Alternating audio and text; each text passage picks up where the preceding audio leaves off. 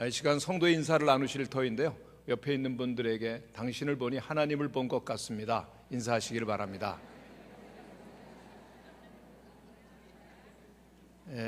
옆에 분 보시면서 정말 하나님 보신 것 같으십니까? 어떤 분은 인상을 더 쓰신 분도 계셔요.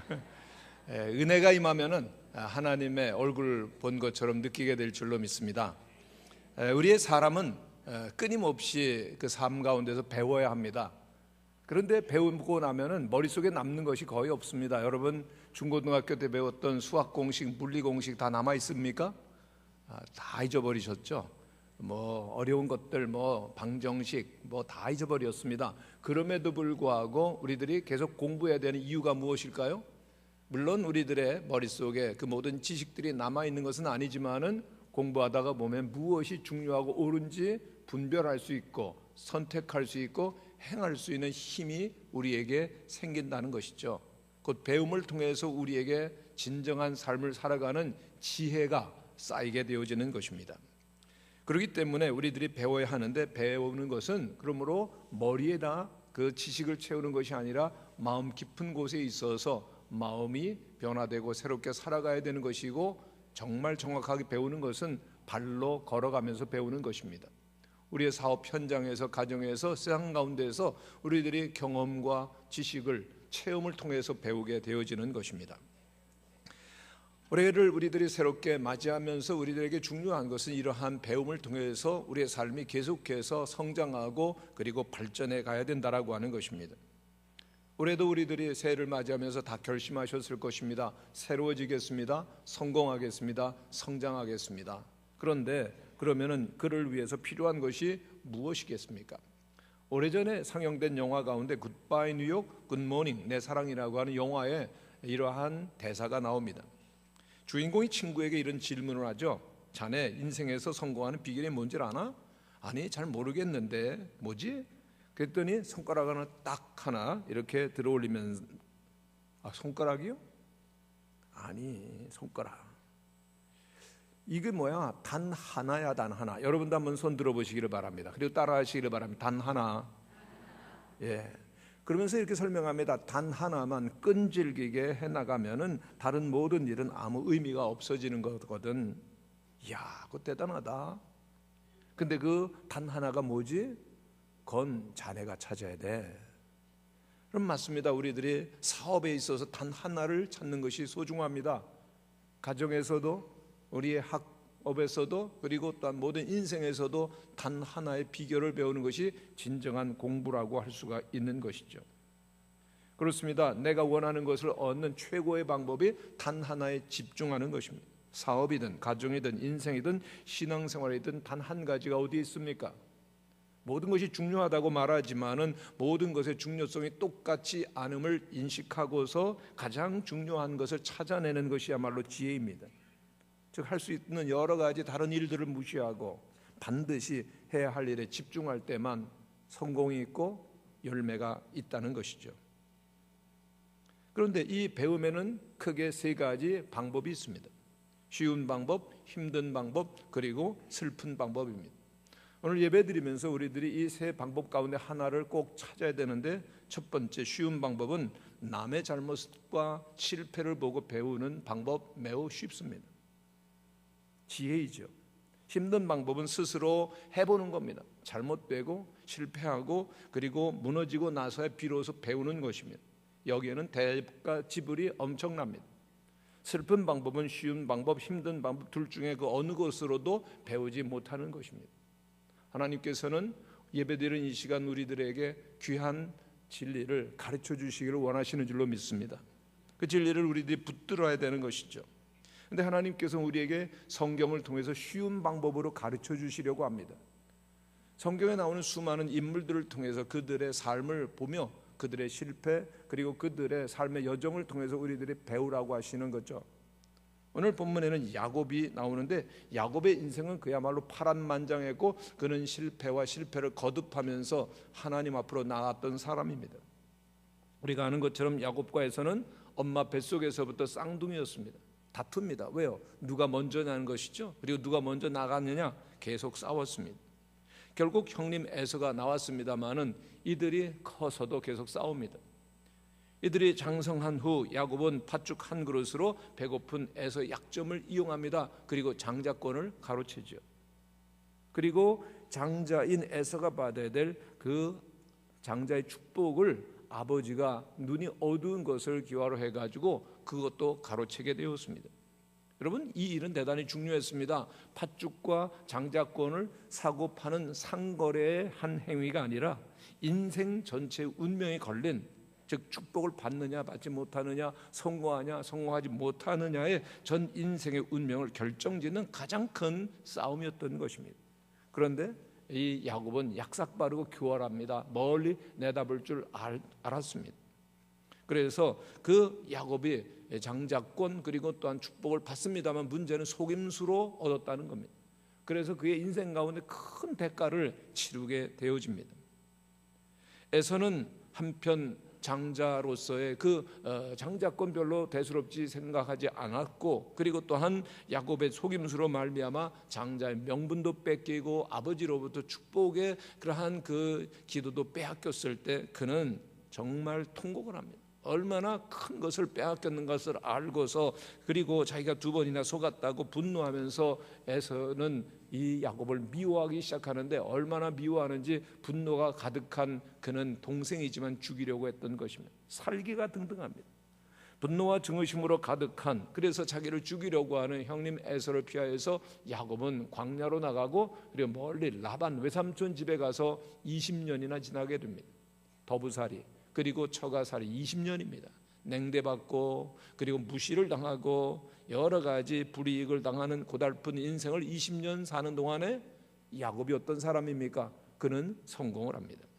그는 12명의 아들을 얻었고 많은 재산을 얻어 큰 갑부가 되었습니다. 결국 야곱은 그가 원하는 것 다 얻었습니다. 목적을 달성했습니다. 야곱은 한다 하면 하는 사람입니다. 야곱의 사전에는 불가능 없습니다.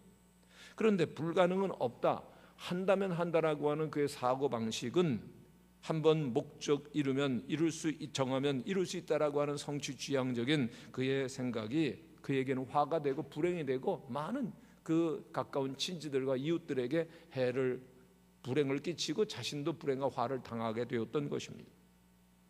어쨌든 그는 이런 삶 때문에 목적을 위해서는 수단과 방법을 가리지 아니하는 사람이 되었던 것입니다. 성도 여러분, 우리는 어떻게 살아야 됩니까? 세상 가운데서 수단과 방법을 가리지 않고 살아야 합니까? 가려야 합니까? 답은 가려야 합니다. 왜냐하면 우리 하나님의 자녀들이기 때문입니다. 할렐루야. 좋은 목적을 가지고 우리는 좋은 하나님의 백성으로서 좋은 수단을 취해야 되는 것입니다. 그런데 야곱은 그렇지 않았습니다. 목적을 위해서라면은 언제든지 그는 수단 방법 가리지 않습니다. 그는 수단과 방법을 가리지 아니하고 형님의 장자권 마지막 유업 축복 기도도 빼앗습니다. 라헬도 손에 넣고 레아도 손에 넣습니다. 그는 사랑하는 라헬을 얻기 위해서 7년 동안 열심히 봉사를 하는데, 야, 그가 정말 뜨겁게 진실한 사랑을 했구나 라고 느껴질 수도 있지만 그는 집념의 사람이었습니다. 한번 꽂히면 그는 붙들어야 되는 겁니다.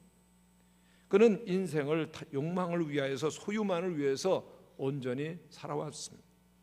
여러분, 이때 야곱의 얼굴은 어땠을까라고 하는 생각을 해봅니다. 여러분, 사람의 얼굴에는 그의 일생의 여정이 있고 그리고 내면의 상태가 나옵니다. 여러분, 욕심 많은 사람을 보면요, 특징이 있는데 이렇게 여기 얼굴이 이만하게 쓰여 있어요. 이렇게 붙어 있어요. 여러분, 저는 영안이 띄어가지고 보입니다. 교만한 분들은 뿔이 나 있습니다. 근데 여러분도 보이시죠? 우리는 영적인 존재이기 때문에 그들의 영적 상태, 느낌이 우리들에게 직감적으로 전해져 오는 것이 있는 것이죠. 여러분, 20년 아니 엄마 뱃속에서부터 그렇게 싸우고 욕심을 위하여 그리고 탐욕을 위하여 살아왔던 그런 정욕과 욕심의 노예가 되었습니다. 수단 방법을 가리지 아니하고 만족과 그리고 성취를 위해서 살아왔었던 그의 얼굴은 정말 욕심으로 일그러진 추한 얼굴이었을 것입니다. 그렇습니다. 사람은 그 내면 가운데 무엇으로 채우느냐에 따라서 그 얼굴이 그리고 그의 인격이 그리고 그의 인생이 결정되는 것입니다. 미국 메이저리그의 한국인으로 최초로 입단한 야구 선수 박찬호 선수를 우리가 잘 압니다. 그런데 그가 그 팀에 들어가서 처음에 별로 인정을 받았느냐? 아닙니다. 동양 사람이 그 미국인들 틈에 들어왔다고 인종차별 철저히 당하고 또 인간적으로 수모를 당하고 그리고 또한 많은 그러한 그 어려움을 겪게 되었습니다. 그런데 이 처음에 박찬호 선수가 왜 자기를 그렇게 싫어하는지 이유를 잘 몰랐다고 합니다. 근데 오랜 시간 견디면서 그가 깨달은 것이 있었는데 아 그렇구나 라고 깨달은 것. 첫 번째는 그가 영어를 못했거든요. 영어를 못해가지고 늘 통역사를 데리고 다닙니다. 뭐 운동하느라고 공부할 시간 없어서 영어를 못했는데 가보니까 통역사를 데리고는 관계가 형성이 안 되는 겁니다. 늘 중간에 누가 있죠. 용기를 냅니다. 그래서 만나면 무조건 How are you 그러는 겁니다. 여러분도 이 영어를 하는 것은 그냥 영어를 함으로써 배우지 그냥 뭐 지식으로 채우고 문법 배운다고 되는 게 아니거든요. 그 생활 영어를 익히기 위해서 만나는 선수마다 How are you 그리고 그다음에 오케이 그리고 그냥 배워가는 겁니다. 그리고 감독의 방에 자기가 먼저 찾아가서 인사를 하고 배우고 그렇게 영어를 극복해 나가기 시작합니다. 관계가 조금씩 나아지죠.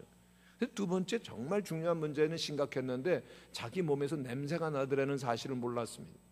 여러분 한국인들은 한국인의 냄새가 난다는 사실을 아십니까? 여러분은 여러분에서 몸에서 냄새가 나는 걸 아십니까? 예, 자기는 자기 냄새를 맡아도 느끼지를 못하게 됩니다. 그런데 이 박찬호 선수에게 있어서 그 외로움과 그다음에 그 향수병이 걸렸을 때 그의 치료책은 한국 음식 먹는 거였거든요. 김치 막 시큼 퍼먹고 그다음에 라면 먹고 마늘 먹으면 왜 그렇게 행복한지 고향에 있는 것 같은 느낌이 들어가지고 막 퍼먹어요. 그러면 그 냄새가 나는 거예요. 그러면 가면 코 잡고선 찡그리고 막 싫어하는 겁니다. 저는 한번 체코의 그 선교사님 집에 가서 이렇게 그 식사를 하게 되었는데 모처럼 외국인이 왔다고 한국 음식을 하는데 얼마나 맛있게 잘했던지요. 불고기도 하고 시금치도 하고 막 많이 했는데 그 식사를 마치고 대화를 하고 집으로 가기 위해서 딱 그 걸려 있는 코트를 딱 꺼내는데 거기에 한국 음식 냄새가 다 들어가 있더라고요. 쌍 그 한국 냄새를 맡는데 얼마나 지독한지요. 저는 우리 한국 그 음식 냄새 이렇게 독한 건 처음 체험을 했어요. 와 이렇게 독하니까 외국 사람에게 얼마나 독할까? 근데 박찬호 선수는 자기는 암만 자기 냄새를 맡아봐도 안 느꼈지만은 외국 선수의 냄새 난다 그러니까 굳게 결심을 했습니다. 죽기 살기 심지어는 자살까지 생각을 할 정도였거든요. 이분이 딱 그날로 한국 음식 끊는 겁니다. 그 냉장고에 있는 모든 김치 그리고 또한 뭐 젓갈류 다 내버렸습니다.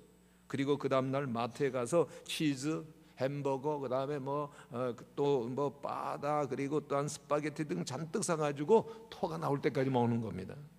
계속 먹으니까 어느 날부터 그 외국 선수들이 냄새가 안 난다라고 그러는 거예요. 그 난다는 소리 안 하는 겁니다.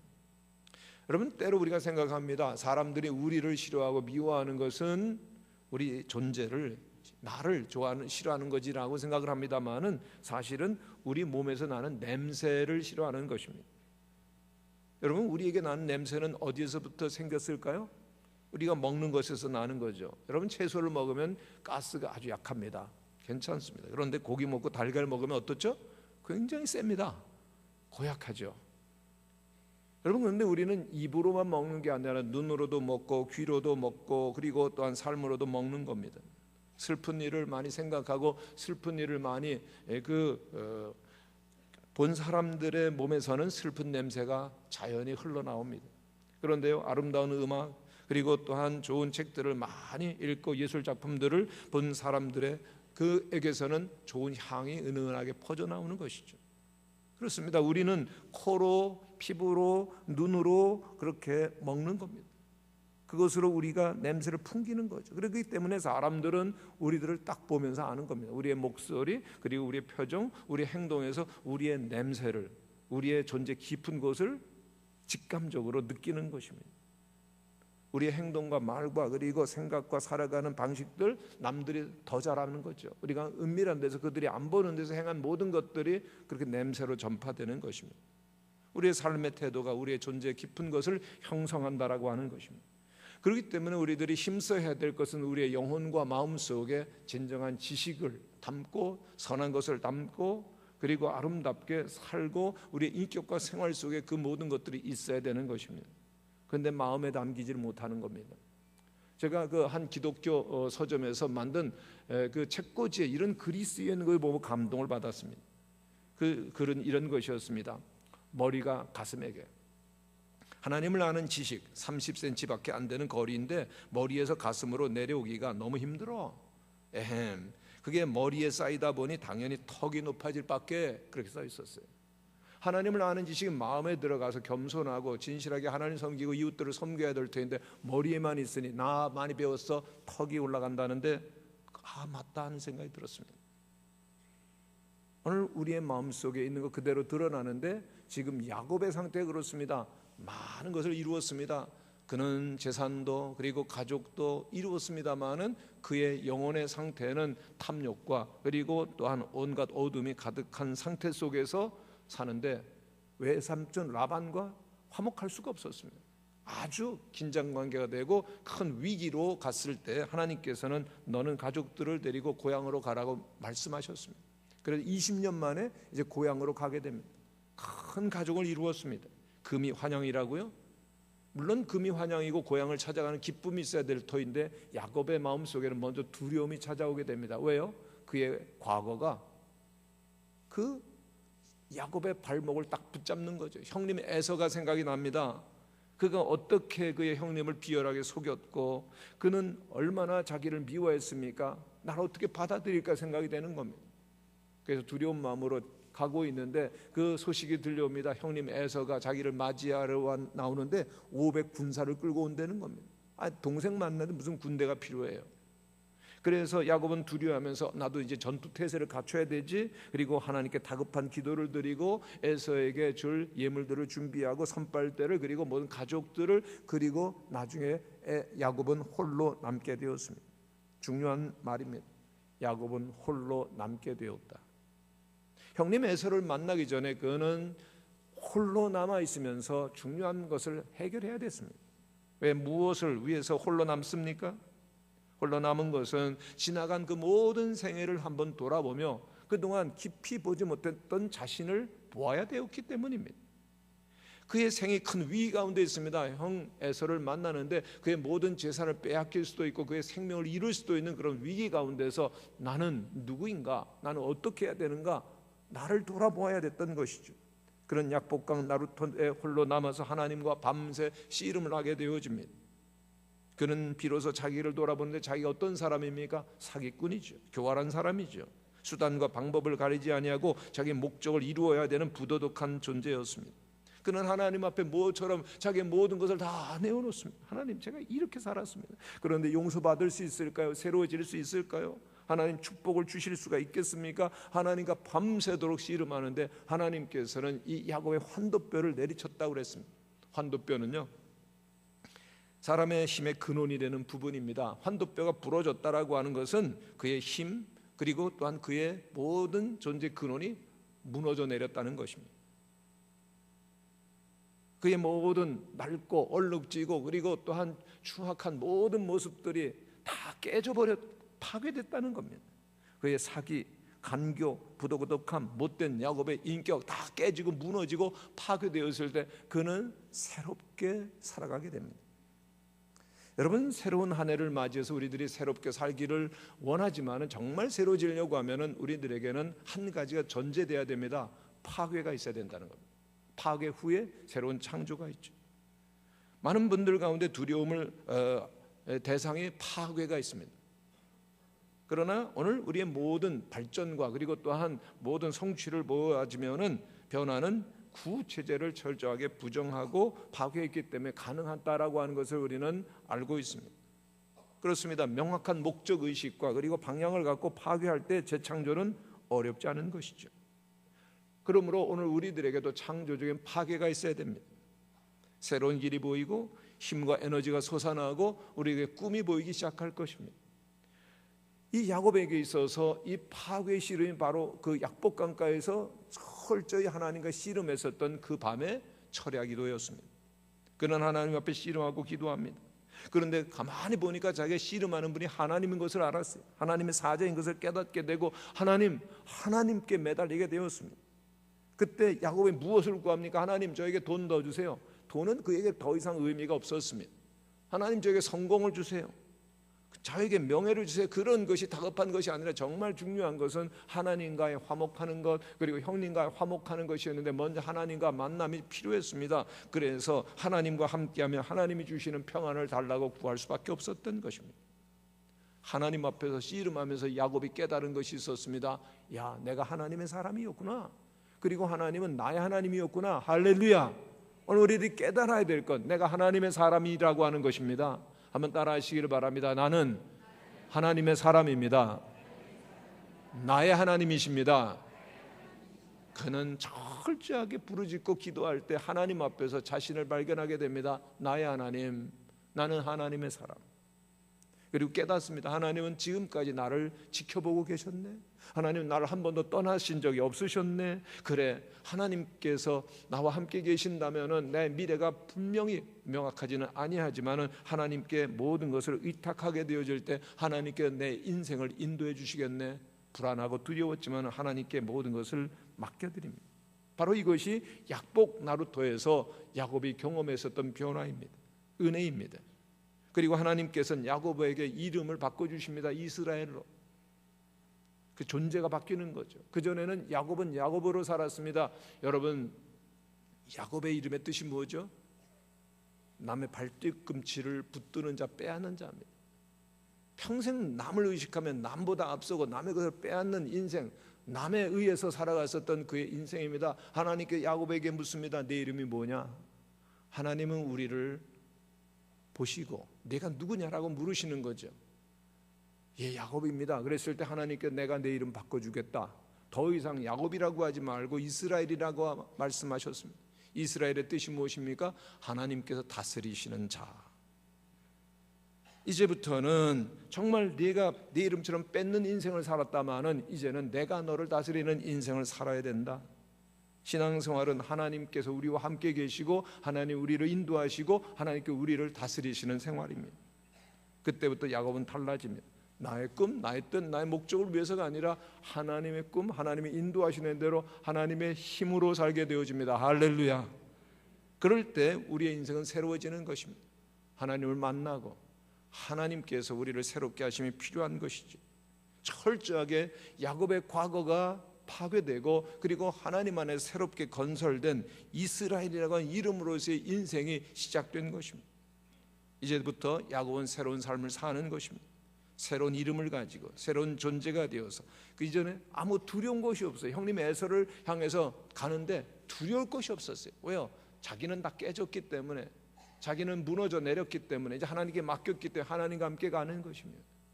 그런데 그는 한 가지 특징이 있었습니다. 쩔룩쩔룩거렸다는 겁니다. 그의 모든 고집과 그리고 모든 자아는 완전히 깨어졌고 그 상태 속에서 그는 절면서 나는 하나님에 의해서 치심을 받은 자입니다. 나는 하나님과 함께하는 자입니다 라고 그러고 이제 형님 앞에 나가는데 형님이 야곱을 보면서 저 성공했고 저 대단한 존재로 그렇게 생각을 했는데 쩔룩쩔룩거리고 오는 야곱을 보면서 문득 긍휼히 여기는 마음을 갖게 됩니다. 나의 축복 그리고 나의 장자권을 뺏어간 원수가 아니라 나와 피를 나눈 형제로 보이는 거죠. 왜요? 야곱이 모든 것을 비웠기 때문에 그 속에 하나님이 함께 계심을 에서가 볼 수 있었던 것입니다. 성도 여러분, 오늘 우리 속에 있는 모든 것을 비울 때 하나님 우리와 함께 계시고 모든 이웃들도 가족들도 보게 될 줄로 믿습니다. 참으로 놀라운 일이죠. 이제 그 야곱은 형님 에서에게 7번 절하고 그리고 에서는 달려와서 야곱을 얼싸안고 함께 울게 됩니다. 피차 통곡하는 거예요. 우리가 형제가 아니었어요. 그리고 이제 야곱은 형님에게 말합니다. 형님의 얼굴을 보이니까 하나님의 얼굴을 뵌 것 같아요. 형님도 저를 너무나 기뻐하시는군요. 하나님과 화목하고 그리고 또한 형제와 화목하는 너무나도 놀라운 기쁨의 자리였습니다. 그리고 형님을 보면서 하나님의 얼굴을 본 것 같아요. 그렇게 고백하지 않아요? 여러분, 이것은 정말 하나님을 만난 사람의 고백입니다. 왜? 하나님이 충만하면 모든 사람의 얼굴이 하나님의 얼굴로 보이는 것이죠. 최고의 영성의 경지라고 보아집니다. 하나님을 보고 우리의 이웃들 하나님의 얼굴로 볼 수 있는 은혜가 임하게 되시기를 바랍니다. 여러분, 가정에서 남편 얼굴 보면서 하나님의 얼굴 본 것 같습니까? 어떤 분은 왼수라고 그러더라고요.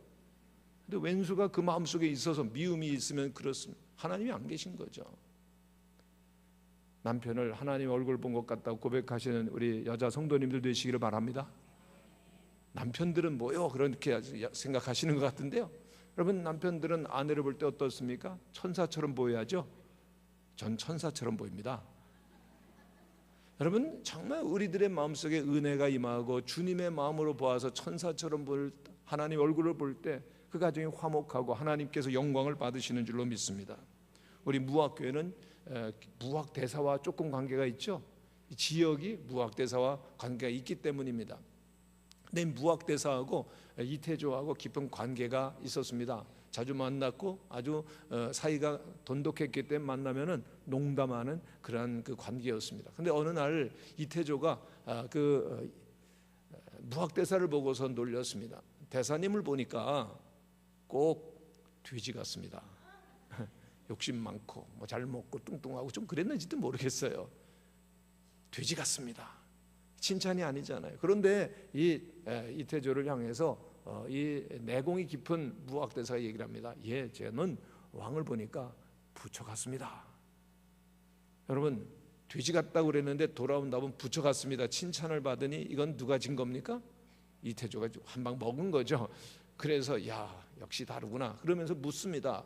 대사께 나는 돼지 같다고 그랬는데 어찌하여 나에겐 부처 같다고 그럽니까? 그랬더니 대답을 합니다. 예, 사람은 누구나 할 것 없이 자기의 속에 있는 것으로 보는 겁니다.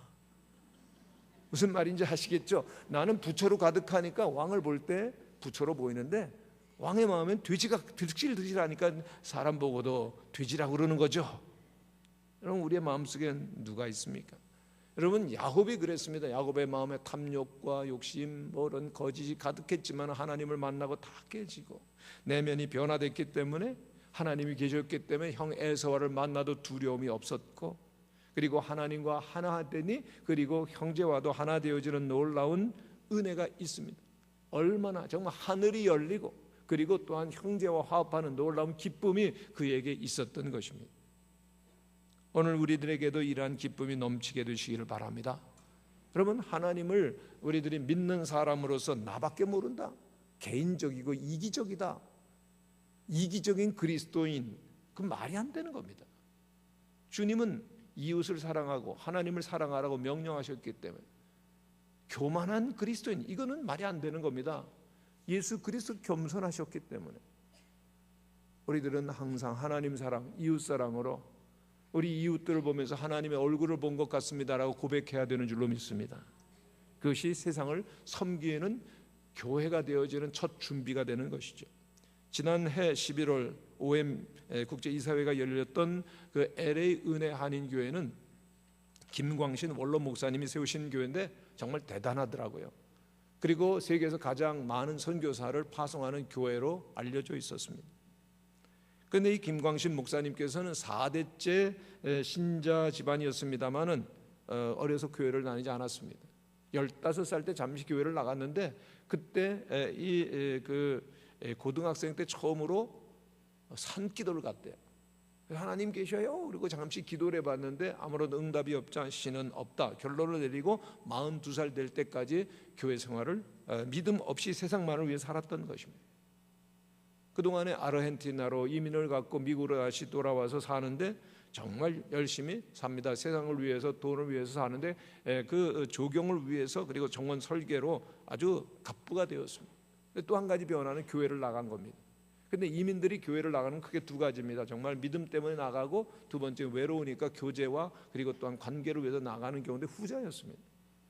왜냐하면 이분이 그 교회를 다니면서 음악을 좋아해서 한인교회에서 성가대 지휘를 했다고 합니다.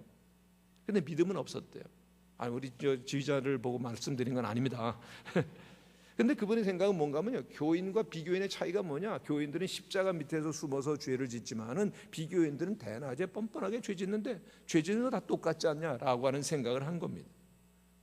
그렇기 때문에 뭐 교회를 아무리 나가도 믿음은 없었던 것입니다. 그런데 어느 날 다른 주에서 살던 동서가 굉장히 가깝게 지냈는데 전도하겠다고 찾아오는데 비행기를 타고 찾아온 겁니다. 왜냐하면 암 선고를 받았는데 깊이 기도하는 가운데 성령 체험을 하게 되고 완전히 병이 나았기 때문에 그 가장 가까운 안 믿는 그 동서 목사님에게 전도를 위해서 비행기 타고 온 겁니다. 근데 마침 친구들이 집에 놀러 왔기 때문에 한 손엔 맥주 캔 들고 한 손엔 담배 든 상태 속에서 동서 이야기를 대충 듣고 있었어요. 근데 문득 이런 생각이 드는 겁니다. 절대로 성령 타령하지 않을 사람 같은 저 사람을 저렇게 변화시킨 정말 하나님은 있는 게 아닐까? 갑자기 그런 생각이 드는데 덜컥 겁이 나더라는 겁니다. 40년 넘도록 없다고 믿어왔던 하나님이 정말 계시다면 난 어떻게 되지? 40년 세월을 어떻게 보상해야 되지? 그리고 앞으로는 어떻게 살아야지? 이런 생각이 딱 드는데 마치 뒤통수를 딱 세게 얻어맞는 것 같은 그런 기분이었다는 겁니다. 그래서 정말 절박한 심정이 되어서 내가 정말 하나님이 있는지 확인하지 않으면 안 될 것 같다는 긴박함이 엄습하게 됩니다. 들고 있던 맥주 캔 그리고 또한 담배 내려놓고 그리고 정말 당신이 있으면 믿게 해달라고 그렇게 자기도 모르게 막 절규하듯이 하나님 앞에 처음으로 한 30분 이상을 기도를 했다는 겁니다. 그런데 아무런 응답이 없었습니다. 실망하죠. 찾아온 친구들과 그날 밤 그저 밤새도록 술을 마시고 놀았습니다. 근데 이상한 것은 새벽 4시에 깨나더라는 거예요. 친구들은 다 자고 있기 때문에 마땅히 할 일이 없었는데 갑자기 차 속에 있는 성경 보고 싶은 생각이 일어나더래요. 그래서 마당에 나왔는데 모든 것이 변해 있었습니다. 어제의 세상이 아니었습니다. 모든 것이 새롭게 느껴지는데 나무도 아침 공기도 또 잠에서 부시시 깨어난 아내의 얼굴도 어쩜 그렇게 아름다운지 사랑스러운지 그리고 성경을 펼쳐 들고 읽어 내려가는데 쏙쏙 머릿속에 들어오는데 그토록 없다고 믿어왔던 하나님이 거룩하고 웅대한 존재로 느껴지는데 그 앞에서 자신은 마치 그 볼품없는 물거품 같더라는 겁니다. 그리고 왠지 눈물이 자꾸 흐르는데요. 물거품인 주제에 이렇게 살았구나. 그런데 이렇게 물거품 같은 나를 그래도 기다려주시고 받아주신 하나님께 미안하고 면목여서 눈물만 흘렸다는 겁니다. 그날이 77년 8월 19일 목사님이 다시 태어난 날이죠. 일단 하나님이 계신 것을 알게 되면서 뭔가를 해야지 그대로 있을 수가 없더라는 거예요. 그래서 성가대원 중에서 대충 믿는 사람이 하나 있었는데요. 여러분을 가리키는 건 아닙니다. 우리가 그냥 이렇게 제대로 믿어봐야 되지 않겠느냐 설득을 하고 그리고 전도를 시작했다는 겁니다. 42살 때 성령 체험을 합니다. 그러니까 다음 사람들보다 다른 사람은 더 마음이 바빴고 망설일 것 없이 신학교에 가고 그리고 47살에 목사 안수를 받고 은혜 한인교회를 개척을 시작합니다. 근데 목회 비전은 선교입니다. 왜냐하면 불이 타면 빛을 그 시간부터 내듯이 선교는 교회가 선택할 문제가 아니라 교회 존재 이유 그 자체라고 하는 생각이 들었기 때문입니다. 그래서 원칙을 세우는데 세 가정과 함께 선교를 하는데 처음부터 모든 교회의 재정의 50%는 무조건 선교. 계속해서 늘어나는데 마지막엔 75%까지 선교 비용을 예산으로 세워서 선교하는 교회가 되었고 세계 제일 선교사를 많이 파송하는 교회가 되었습니다. 근데 목사님은 얘기를 하십니다. 제일 많이 파송하는 교회 1등, 2등 선교 교회가 되는 것이 중요한 것이 아니라 제 목적은 우리 성도들이 이 세상이 아닌 하늘나라에서 상급받는 것이 목적입니다. 그리고 선교를 하는데 얼마나 많은 물질적인 축복과 은혜와 기적을 베풀어 주시는지 특별히 목사님께서는 하나님을 만남으로 공짜로 얻은 것이 참 많았는데 그 중에 하나가 사모님이 불치병인 그 피부염 가운데 하나인 악성 피부염인 자반증에 걸려서 아이도 못 낳았답니다. 그런데 기적적으로 낳게 되었고 자녀도 둘이나 얻게 됩니다. 할렐루야. 그리고 평생 선교를 위해서 하시고 지금은 은퇴하셨는데 은퇴하시고도 계속해서 러시아, 필리핀, 일본, 중국 계속 다니면서 선교하는데 너무나도 그 얼굴은 기쁨이 가득해요. 나는 발견했다는 거죠. 나는 삶에 있어 한 가지를 발견했다는 겁니다. 성도 여러분, 이제 새해를 시작하고 우리의 남은 인생을 이제 우리가 살아가야 되는데 여러분들이 붙들어야 될, 후회하지 않을 한 가지는 무엇입니까? 그것은 딱 한 가지입니다. 하나님을 만나시는 여러분들이 되시기를 바랍니다. 하나님을 만나지 아니하면 우리의 인생은 허무하죠. 방황하죠. 어둠과 죄악 가운데서 방탕한 생활로 끌려갈 수밖에 없는 것입니다. 야곱이 하나님을 만났던 것처럼, 김광신 목사님께서 하나님을 만나시고 새로운 삶을 열어갔었던 것처럼 우리들이 하나님을 만나시고 주님의 뜻과 그리고 주님의 꿈을 위해서 살아가는 새로운 하나님의 얼굴로 살아가시는 우리 성도님들이 되시기를 간절히 축원합니다. 기도하겠습니다.